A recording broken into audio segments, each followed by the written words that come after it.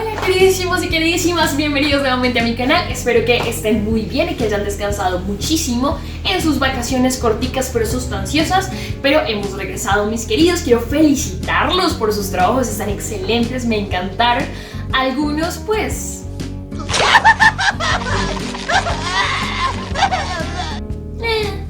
Pero pues en general, gran trabajo, muchachos. Hoy vamos a ver un tema súper interesante que va a ligar todo lo que vimos el semestre. Uy, ya los mandé a la universidad.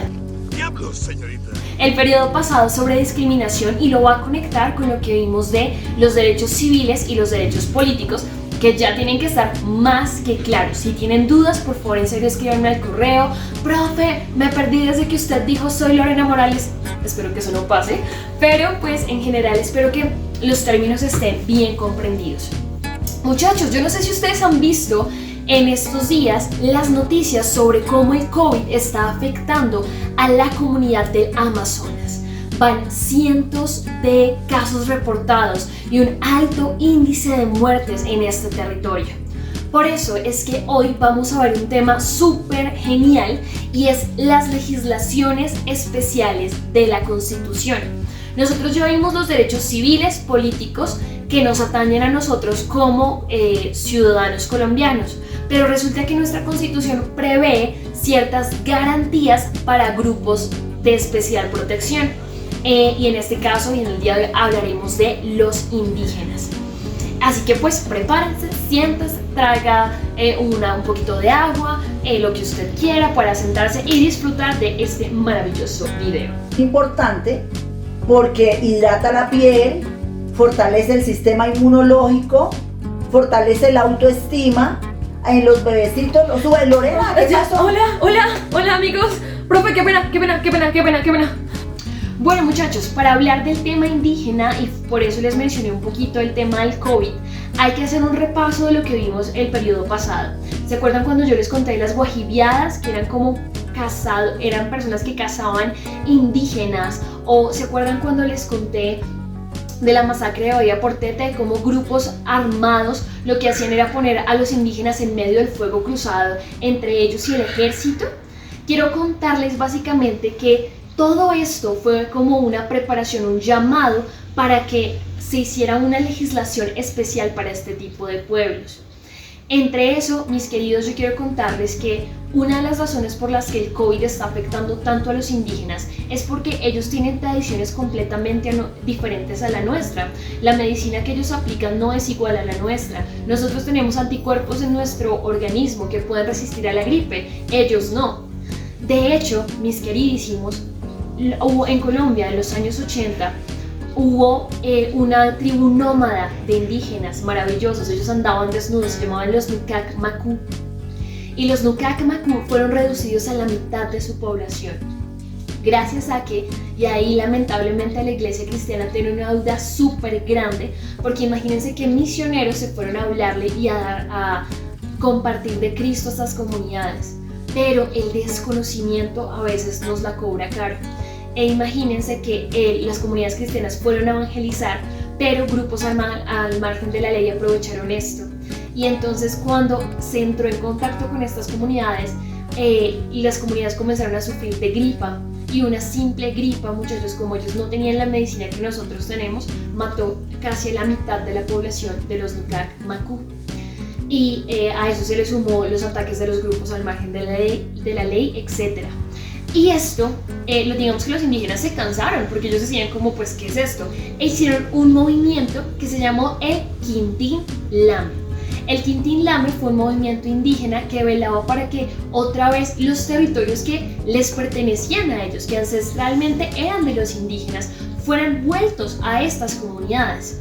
El Quintín Lame, digamos que estuvo presente en todo lo que fue el Cauca y la región sur de nuestro país.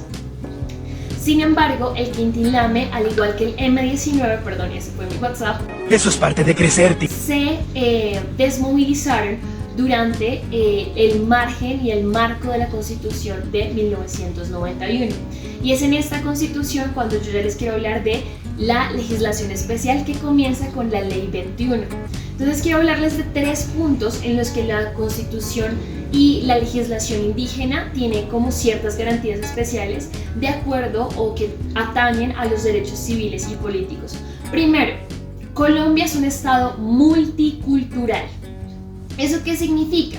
Por ejemplo, que nosotros, pese a que somos una sola nación y la ley se aplica en toda nuestra nación, permitimos las expresiones de los indígenas en nuestro territorio. Los indígenas en nuestro territorio tienen el derecho a que en sus comunidades tengan una educación diferente. Digamos, los indígenas guayú que están ubicados en La Guajira, al norte de nuestro país, tienen el derecho de enseñar una educación especial a sus niños y niñas. Ellos, por ejemplo, les enseñan el dialecto especial de allí, de esta región, que es el Guayunaiki.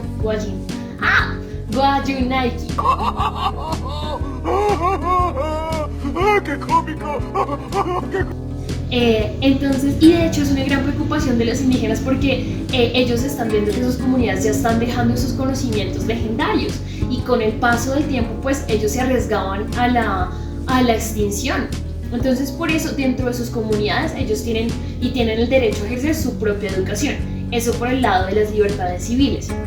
En cuanto a sus libertades políticas, ellos digamos que respetan las leyes generales de nuestra nación, pero digamos que tienen sus propias autoridades. Algunas comunidades tienen a los taitas, por ejemplo, y lo que el taita diga, eso se hace. Y también ahí entra una cuestión y un hilo muy delgado, y es la cuestión de las leyes. Resulta que si bien ellos están en nuestro estado, nosotros tratamos de hacer un sincretismo, es decir, una mezcla. Ellos tienen que respetar el derecho a la vida. No pueden haber comunidades indígenas que como castigo tengan el derecho a la muerte en nuestro país, porque el derecho a la vida es un derecho humano y se tiene que respetar. Pero, por ejemplo, para ellos es legítimo castigar con latigazos, pues porque es su tradición. Esto en nuestra constitución no podría ser, pero entonces digamos que se permite eso como ese sincretismo. Ahora bien, hay otros casos, por ejemplo, en comunidades donde la libertad, por ejemplo, a que tú escojas tu pareja no se aplica, porque es algo tradicional de esa comunidad. Entonces permiten que las niñas de 14 años se casen, o más bien que permiten, le organizan matrimonios a niñas de 14 años. Entonces digamos que lo que ha hecho Colombia en gran parte es como tratar de unir estos dos cabos.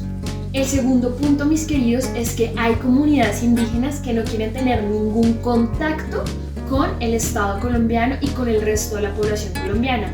A esto le llamamos comunidades aisladas. Y estas comunidades aisladas no tienen ningún contacto con nosotros, o sea, jamás, ni con otras comunidades. O sea, se sabe de ellas porque hay centros especializados en nuestro país que se encargan de buscarlas. Están como por el lado del Putumayo, más o menos. Putumayo, casi el departamento del Amazonas como tal. Y son comunidades que están en reservas selváticas, o sea, no tienen ningún contacto con la sociedad. Y no tienen ningún contacto con la sociedad precisamente por lo que les conté hace un momento, que por la intervención de diferentes actores, muchas comunidades desaparecieron. Entonces, estas comunidades literalmente son vigiladas por satélites. O sea, no quieren tener ningún contacto y digamos que el Estado colombiano ha visto que la mejor forma de protegerlos es precisamente no tener contactos con ellos. Y el tercer punto que tienen los indígenas en nuestro territorio se llama la consulta previa. La consulta previa es un mecanismo de participación que tienen este tipo de comunidades que les permite, digamos que deliberar, es decir, como analizar cómo quieren hacer la administración y la explotación de los recursos en su territorio. Los indígenas, mis queridos, tienen todo el derecho de explotar sus recursos. Pero ¿qué ha pasado en los últimos años? Que precisamente donde están asentadas las comunidades indígenas hay una fuente de recursos de todo tipo. Entonces digamos que entra el choque, pues nuevamente las leyes del Estado versus las leyes de la comunidad indígena. Y el único mecanismo que han tenido las comunidades indígenas para defenderse es la consulta previa. Porque digamos que han existido dos escenarios. Un escenario donde la comunidad está dispuesta a que se realice la extracción del recurso, ya sea petróleo, oro, lo que sea, y hay otro escenario donde no, la comunidad indígena dice no porque tiene una relación del territorio. Acuérdense que yo les explicaba el periodo pasado que era una relación de adoración. Para ellos el territorio es algo vivo, ¿sí me entienden? Es como, lo ven como parte de su familia, parte de su ser. Entonces las comunidades indígenas tienen este mecanismo de consulta previa para consultar dentro de ellos y decir como queremos que se haga este proceso, sí, no, ¿por qué? Y bueno, mis queridos, estos son algunos de los datos que quería darles. Esta fue la legislación indígena que hay en Colombia. Es importante que lo conozcamos porque cuando leemos Colombia es un estado pluriétnico y multicultural, no tenemos la verdad ni idea a veces de qué es lo que nos dicen, pero bueno, son cositas que estamos aprendiendo y espero que se hayan divertido. En el día de hoy, mis queridísimos, tienen que hacer un ejercicio con el módulo, entonces los espero. El módulo, si no lo tienen físico, lo tienen virtual. Entonces espero que pues tengamos un excelente desempeño, muchachos, los felicito, no bajen el nivel, desde aquí los animo, sé que pronto volveremos a abrazarnos y si quieren hacemos TikToks, ahora parezco, no sé, bueno,